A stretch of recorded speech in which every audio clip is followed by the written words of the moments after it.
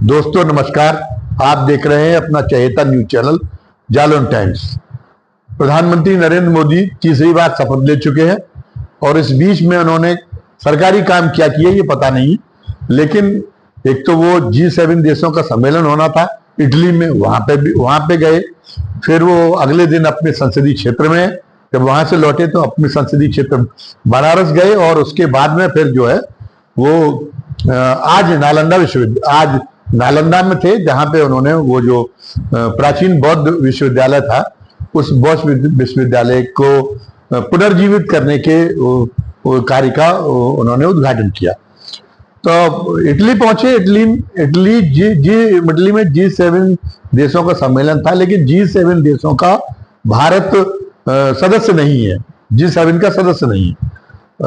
औपचारिकता बस उनको निमंत्रण भेजा गया था, लेकिन मोदी जी ने सोचा कि मौका है और वहां पर वो पहुंचेंगे और वहां के जो वहां पे एकत्रित होने वाले G7 के राष्ट्राध्यक्ष हैं उनके साथ में गले मिलेंगे, उनके साथ में लिपटेंगे अपनी तरफ से खुद ही। तो वो भी वार्म वेलकम करेंगे शिष्टाचार के। बस तो इसमें हमारी थोड़ी जो नाक देश में पूर्ण बहुमत न मिल पाने की वजह से जो नीची हो गई है, वो नाक हमारी ऊंची हो जाएगी। लेकिन इटली का दौरा उन पर उल्टा पड़ गया उनका। इटली पहुंचे तो पहले तो उनके साथ में हादसा ये हुआ कि कोई भी हवाई अड्डे पर उनको रिसीव करने नहीं आया। इटली की प्रधानमंत्री की तो बात छोड़िए, उन्होंने अपने किसी वरिष्ठ मंत्री को भी नहीं भेजा। एक जूनियर अधिकारी आया, वो उसने जो है उनको रिसीव किया। इसके बाद में चूंकि G7 का भारत सदस्य देश नहीं है, तो G7 की जो जितनी बैठकें चली वहां उन बैठकों में उनको भाग नहीं लेने दिया गया और वो एक तरफ बैठे रहे। अब क्यों गए, क्या करने गए थे जब एक तरफ बैठे ही रहना था, ऐसी किरकिरी किराकियां करानी थी। लेकिन मोदी जी फिर वो गए और उसके बाद में चलते समय उन्होंने केवल उतना प्रचारित कराने का ये इतना केवल उनको मौका मिल पाया कि वो जो है जो एक वहां की प्रधानमंत्री ने कृपा करके उनके साथ में एक सेल्फी खींच ली। अन्य राष्ट्राध्यक्षों के साथ में भी खींची होगी, लेकिन यहाँ तो ऐसा प्रचार हुआ जैसे प्रधानमंत्री नरेंद्र मोदी की ही सेल्फी खींची गई हो। क्योंकि यहाँ जो उनका भांड मीडिया है वो जब भी विदेश में जाते हैं तो वो ये ऐसा प्रस्तुत करता है जैसे हम लोग न्यौछावर में मोदी जी को विश्व नेता कहते हैं, विश्व के सबसे बड़े कद का नेता कहते, वैसे ही दुनिया के अन्य देश भी उसी रूप में मान्यता देते हैं। इसलिए जो भी राष्ट्राध्यक्ष दुनिया के किसी भी देश का राष्ट्राध्यक्ष उनके सामने पड़ता है तो उनके पैरों में झुक जाता है, उनके तेज के सामने उसको नतमस्तक हो जाता है। इस ढंग की जो अफवाहें फैलाने का, इस ढंग की बातें फैलाने का उसका भांड मीडिया का काम है, तो वो करता रहता है। हालांकि यह नहीं कि इटली में पहली बार उनकी किरकिरी हुई हो, इसके पहले भी वो इस ढंग अपनी ऐसी किरकिरी करा चुके हैं। जब वो चीन में गए थे बिना किसी निमंत्रण के अदानी के व्यवसायिक हितों की रक्षा के लिए, तो सबको पता है कि वो कोई जो है चीन का नगर पालिका स्तर का एक अधिकारी था, वो उनको हवाई अड्डे पर रिसीव करने के लिए आया था और उसके बाद में भी चीन ने उनको कोई भाव नहीं दिया था। लेकिन उनकी फितरत तो जाती नहीं है, वो काम से नहीं इसी ढंग के प्रचार से अपना एक आभा मंडल, प्रचार जनित एक आभा मंडल से लोगों को, यहाँ के लोगों को सम्मोहित रखना चाहते हैं और उसके लिए वो एक फंतासी में जीने का काम करते हैं।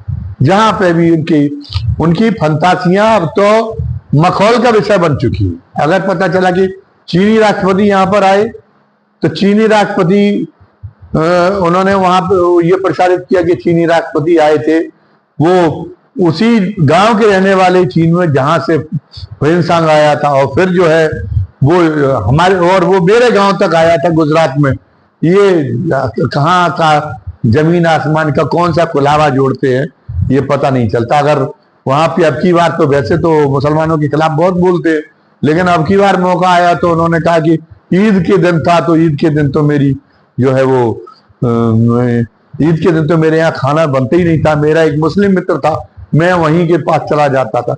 जहां जाते हैं वहीं से उनका संबंध निकल आता है। ये फालतू की बातें यदि वो न भी करें तो कोई अंतर नहीं पड़ता। अब बनारस में परसों अपने संसदीय क्षेत्र में आए तो बनारस ने उनको अब की बार बड़ा सबक सिखाया। बनारस में पिछली बार वो 4,70,000 वोटों के अंतर से जीते थे, अब की बार 1.5 लाख वोटों के अंतर से केवल वो जीत पाए। लेकिन वहां पर भी जो वो शब्दाडंबर से वो नहीं पीछे नहीं हटे। उन्होंने वही सारी बातें उन्होंने कहा कि इतना मुझे अपने सेवक को इतना सम्मान दिया और तीसरी बार सम्मान करने का मौका दिया मुझे, और वही फंतासी कि गंगा ने तो मुझे अपने बेटे के रूप में अपना लिया। जहां जाते वहीं इनकी धरती उनको बेटे के रूप में अपना लेती है। जबकि अब उनको ये एहसास नहीं है कि अब हिंदुस्तान में जो नई पीढ़ी है वो दुनिया की सारी बड़ी कंपनियों में काम कर रही है। उसको ये पता है कि ये आडंबरपूर्ण शब्दावली की बजाय अब वहां पे ये कहा जाता है कि अगर आप कोई प्रेजेंटेशन दे रहे तो आप ठोस बात करिए और टू द पॉइंट बोलिए।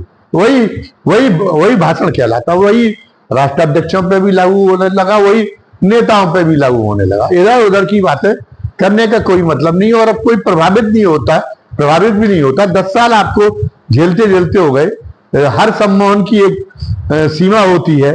हर एक प्रपंच की ये भी जो आप शब्दाडंबर करते हैं, ये भी एक तरह से मायाजाल है, जिसकी हमारे जो है शास्त्रों में बड़ी निंदा की गई है। इस ढंग के चौंचलों की बार बार वो ये ठहराया जाता था कि राक्षस मायावी युद्ध लड़ते हैं। वो नहीं लड़ता, मतलब वो तो व्यवहारिक सच्चाइयों पर चलता है। जो दुनिया की जो सच्चाइयां पे चलता, जो एक ईमानदार कौम होती है और ईमानदार लोग होते हैं। ये जो राक्षस है वो केवल मायावी युद्ध लड़ते हैं। वो पता चला कि एक भ्रम पैदा करके, तो उसी ढंग की आप बात करते कि आप ये जवाब दे नहीं दे रहे कि गंगा की सफाई पर जब 20,000 करोड़ रुपए खर्च हो गए तो गंगा की सफाई आखिर क्यों नहीं हुई? आखिर उसके लिए कौन जिम्मेदार है? आप जिम्मेदार नहीं, आपने मंशा से काम किया, आपने सही निर्देश दिए, तो जो अधिकारी जिम्मेदार है उन अधिकारियों के खिलाफ आप कार्रवाई करिए।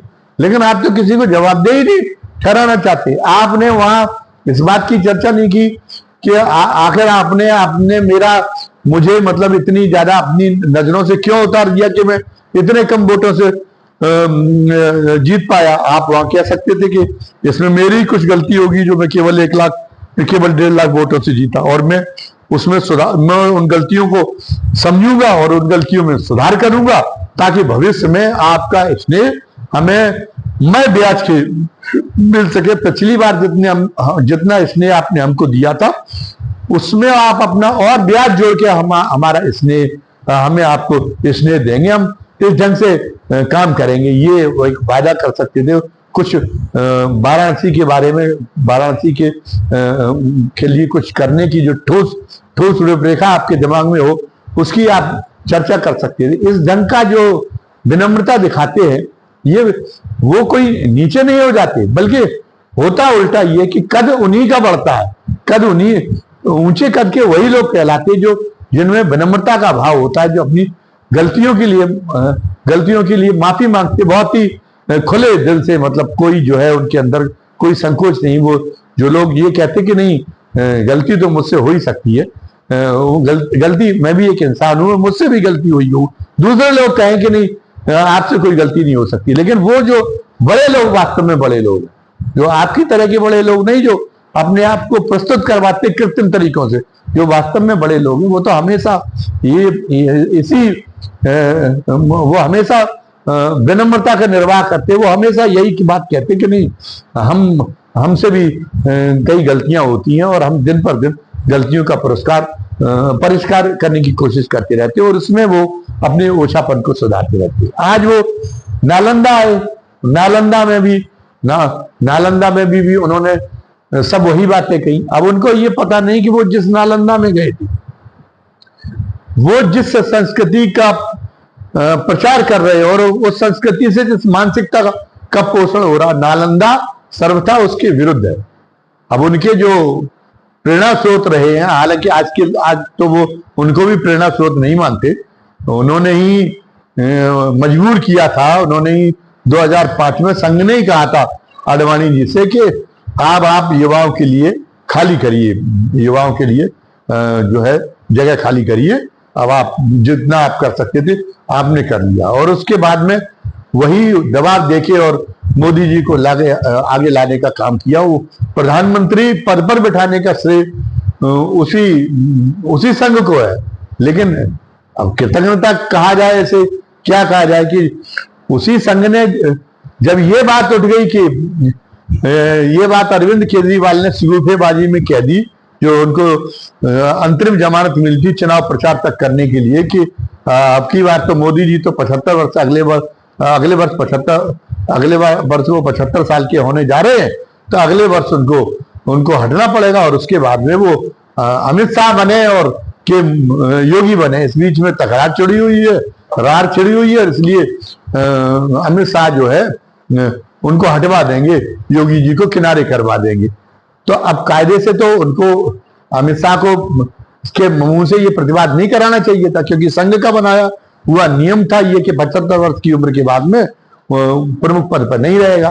तो वो आप पर भी बाध्यकारी होता। आप भी उसी नियम के तहत आप प्रधानमंत्री बन पाए थे, वरना आप गुजरात के मुख्यमंत्री थे, आपने केंद्र में कभी काम नहीं किया था। शुरू में आपको बड़ी मुश्किलों का सामना करना पड़ा। आप केंद्र में जो अधिकारी काम कर रहे थे, जिनसे आपको काम लेना था, उनको आप अच्छी तरह से पहचानते नहीं थे। आप ज्यादातर गुजरात कैडर के ही अधिकारियों को आपको लेके आना पड़ा, इसलिए केंद्र के काम में, केंद्र सरकार के काम में एक असंतुलन पैदा हुआ था। तो आप जो है, लेकिन आप इससे आप बिफर गए, तो आपके इशारे पर अमित शाह ने संघ की अवज्ञा करने के लिए ये कह दिया कि नहीं, जो है वो 75 वर्ष की आयु का कोई बंधन मोदी जी के लिए नहीं है, और मोदी जी तो आगे भी काम करेंगे, और अरविंद केजरीवाल तो गलत कहते हैं। और फिर इसी चिड़ में कि कहीं संघ के अंदर खाने, शायद इस बात की चर्चा हो भी रही थी कि अब क्या किया जाए। अब ये जो है जो व्रत हमने तय कर दिया, उसके व्रत के निर्वाह के लिए हमें क्या मोदी जी का विकल्प ढूंढना ही पड़ेगा 75 साल की उम्र के बाद में, वरना संघ की आन के लिए खतरा पैदा हो जाएगा। तो ये चर्चा चली पड़ी होगी, तो हो सकता है कि ये चर्चा कान में पड़ गई हो, इसीलिए उन्होंने पता चला कि अपने जेपी नड्डा के मुंह से ऐसी बात कहलवा दी। उस समय तक तो उनको भरोसा था कि वो तो 400 के पार पहुंच जाएंगे, लेकिन 400 के पार तो पहुंच जाना बहुत बड़ी बात है। वो तो जो है अपनी दम पे पूर्ण बहुमत भी नहीं प्राप्त कर पाए। अब संघ ने जब खुलेआम नाराजगी प्रकट कर दी, तो फिर अब लल्लो चप्पो के लिए संघ के पास में लोग पहुंच रहे। वो उनका एक अलग मसला चल रहा पर्दा खाने में। हालांकि संघ की वो संतान है भारतीय जनता पार्टी, इसलिए संघ का उसके प्रति मोह बहुत स्वाभाविक है। संघ को भी अपना एजेंडा पूरा करवाना है, तो वो भारतीय जनता पार्टी रहेगी तभी हो पाएगा। तो संघ भी कोई ऐसा काम नहीं करना चाहता जो उसके ऊपर ये अपनी संतान को खा जाने का आरोप लग जाए, तो इसलिए अब संघ भी ढीला पड़ गया। तो मैं ये कह रहा था कि नालंदा में आप नालंदा विश्वविद्यालय के आप जो है उसका हो रहा है पुनर्जीवन, जो हो रहा है उसका जो पुनर्निर्माण हुआ है, उसके कार्यक्रम में आप पहुंचे, लेकिन आपने सोचा नहीं कि नालंदा के जहां ये कहा जाता है, जहां दूसरे धर्मों के लिए तो ये कह देते हैं कि जिनकी पुण्य भूमि भारत में नहीं है, वो हमारे यहाँ उतने आदरणीय नहीं हो सकते, हमारी उनके प्रति यहाँ आस्था नहीं हो सकती, और जिसके जो है जिसके प्रणेता भारत का नहीं है। लेकिन अब नालंदा किसका विश्वविद्यालय था? बौद्ध का विश्वविद्यालय था। और बौद्ध धर्म का प्रणेता कौन था? बौद्ध दर्शन का प्रणेता कौन था? बौद्ध धर्म के प्रणेता तो तथागत बुद्ध ही थे, मतलब वो तो भारत के रहने वाले थे। तो आपको बौद्ध धर्म के प्रति भी उतनी श्रद्धा होनी चाहिए। आज बौद्ध धर्म के प्रति इतना सम्मान है भारत का कि दुनिया के तमाम दूसरे देश जहां बौद्ध धर्म के अनुयायी हैं, वहां इस देश में जब आते हैं तो वो तीर्थाटन मानते हैं इस देश में आना अपना, और यहाँ की भूमि को नमन करते, क्योंकि वो मानते हैं कि हमारी गुरु की भूमि है। और आप जिस वजह से घृणा रखते हैं बौद्ध धर्म में, उसकी स्वीकार्यता दुनिया के दूसरे देशों में भी क्यों हुई? और आप जिस मानसिकता का, जिसको केवल एकमात्र आप अपना धर्म और दर्शन बताने की कोशिश कर रहे, उसकी स्वीकार्यता क्यों नहीं हो पाई? उसने विश्वविद्यालय क्यों स्थापित नहीं कर पाई? क्योंकि वो कभी भी सार्वभौम सिद्धांतों को आगे लेकर आगे नहीं चल पाया। उसने कहा कि नहीं, वीरता और सूरवीरता तो समाज के एक छोटे से वर्ग की वो है ठेकेदारी है उस पर। तो वो तो जन्मना, जब स्कूल में जन्मेगा, उसमें जन्मेगा तो वही वीर होगा भामे, वह उसके अलावा कोई और वीर नहीं होगा। तो आपने क्या है कि आपने एक दायरा संकुचित कर दिया। वीरता हो एक वीर पुरुष दूसरे लोग, दूसरे समाज के, पूरे समाज में कहीं पे भी पैदा हो सकता था। देखिए हेमू का ही उदाहरण ले लीजिए। हेमू जाति से वैसे था, शेरशाह सूरी ने उसको अपना जो है वो बनाया था सेनापति। और शेरशाह सूरी के बाद में जब उसने कमान संभाली तो मुगल तो दूसरी बार अगर वो दुर्घटनावश उसकी आंखों में युद्ध में तीर न लगा होता, तो दुर्घटनावश वो जो है दुर्घटनावश न मारा गया होता, तो मुगल की सत्ता तो उसी समय उखड़ गई थी। लेकिन वो क्या था, वो वैश्य था। कहने का मतलब है कि कहीं से भी किसी भी प्रतिभा पैदा हो सकती है। आपने वीरता कर दिया, आपने ज्ञान को संकुचित कर दिया कि ज्ञान केवल कहां पैदा हो सकता है कि अमुक समाज के अमुक वर्ग में पैदा होगा तो ज्ञान वही होगा, ज्ञान उसके बाहर कोई नहीं। जबकि आज तो आईएएस अधिकारी का लड़का आईएएस नहीं बन पाता, वो तो पता चला कि लुटेरा बन जाता है। और रिक्शे वाले का लड़का जो है वो आईएएस बन के दिखा देता है।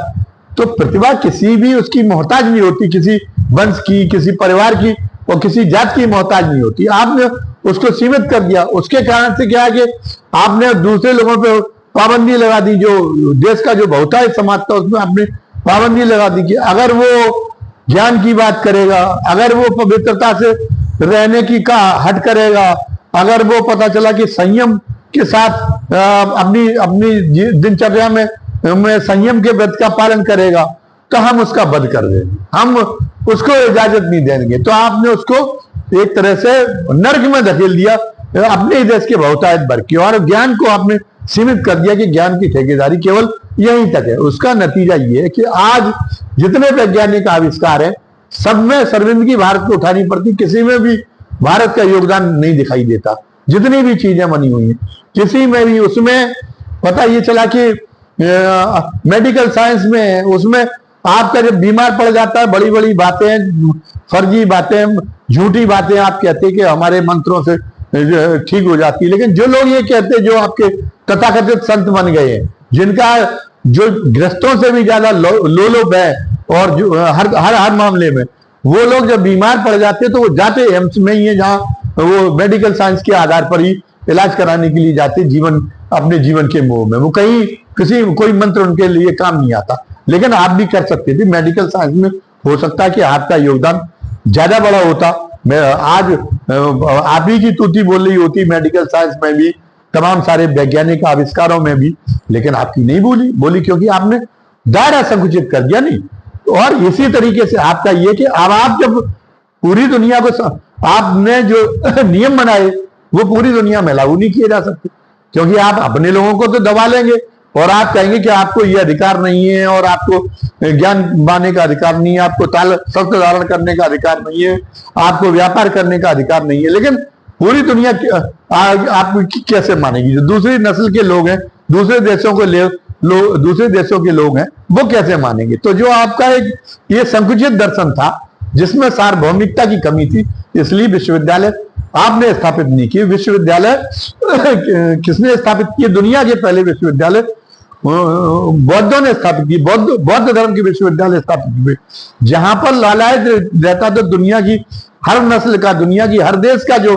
प्रतिभाशाली बच्चा होता था, वो इस बात के लिए लालायत रहता था कि मुझे नालंदा और तक्षशिला विश्वविद्यालय में पढ़ने का एक मौका मिल जाए। तो आपको नालंदा में जाके ये जो है ये बात कहनी चाहिए थी कि आज हमारे देश के एक धर्म का प्रचार प्रसार दुनिया के इतने तमाम सारे देशों में हुआ, और दूसरी तरफ जिस पर हम गर्व जताते उसका प्रचार प्रसार पता चला कि भारत के बाहर कोई कहीं और हो नहीं पा रहा। तो आखिर इसके लिए उत्तरदायी क्या है? इसके लिए कौन उत्तरदायी? इसके लिए हमारी संकीर्णता उत्तरदायी है। हमें उस संकीर्णता से परे उठना होगा। आज पूरी दुनिया एक जो है गांव में बदल चुकी है। आज जो है पूरी दुनिया कुछ वैश्विक मानवीय मूल्यों पर चल रही है। जब तक आपका दर्शन, आपका धर्म, आपकी संस्कृति उन वैश्विक मानव मूल्यों के अनुरूप नहीं होगी, तब तक आप अपनी दुनिया में आप श्रेष्ठता कायम करना तो बहुत बड़ी बात है, आप दुनिया में कहीं जगह नहीं बना पाएंगे। आपको ये एहसास वहां पे कराना चाहिए था नालंदा में, लेकिन आप ये नालंदा में कहने का क्या साहस कर पाए? आप तो वही सारी फंतासी में उलझे रहे जिसको 10 साल से देश आपकी है, आपको झेल रहा है। अब आप फंतासी छोड़ के, मैं फिर ये कहता हूं कि आपको तीसरी बात सरकार बनाने का मौका मिला है, और बहुत अच्छी बात यह है कि आप पूर्ण बहुमत में तो नहीं पहुंच पाए, लेकिन आपका संख्या बल इतना ज्यादा कि जो सहयोगी दल है वो आसानी से आपको आंखें नहीं दिखा सकते, और अभी आंखें दिखा भी नहीं पा रहे, इसलिए आप सुचारू रूप से सरकार चला सकते हैं। तो इन 5 सालों में कुछ ऐसा करें। ये नहीं है कि किसान सम्मान निधि आप वहां पे बांटने लगे, ये क्या नाटकबाजी है? आपने कितने साल पहले सम्मान निधि शुरू की थी? आप वो 6,000 रुपए तब भैया देते थे, आज भी 6,000 रुपए दे रहे। तब रुपए डॉलर के मुकाबले रुपए की कीमत कितनी थी, और आज रुपए घट के कितना रह गया? तो आज वो 6,000 रुपए के 2,000 रुपए रह गए। तो आप तो घटाने का काम कर रहे हैं, और ये 6,000 रुपए से किसी का कौन सा उद्देश्य हल हो सकता है? कौन सा खर्चा पूरा हो रहा किसी किसान का? गरीब से गरीब किसान का कोई खर्चा पूरा नहीं हो पा रहा। ये तो आप फिजूल खर्ची कर रहे हैं, आप एक लुटाने का काम कर रहे हैं।